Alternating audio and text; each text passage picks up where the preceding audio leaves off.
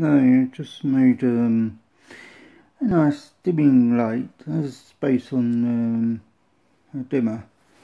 You see a little dimmer right there. This is only rated about 250 watt. So it's meant to be for a table lamp.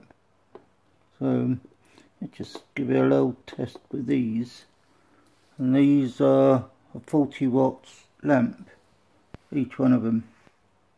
So I'm going to light one up, leave the other three. Let's see, it does light up and able to dim as well without any problem. But if you leave it about halfway there and then open up the other three, 2, 3, 4. So we've got 4 light up.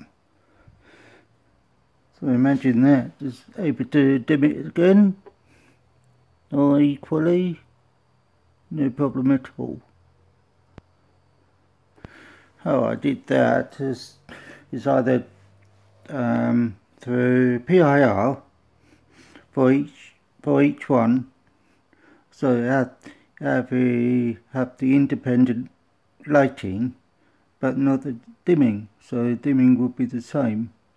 So there you have it.